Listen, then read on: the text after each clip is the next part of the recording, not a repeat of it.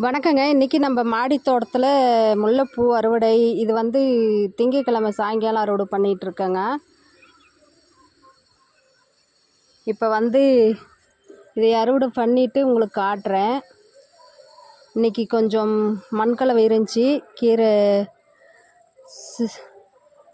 கீரை விரைச்சிருக்கேன்.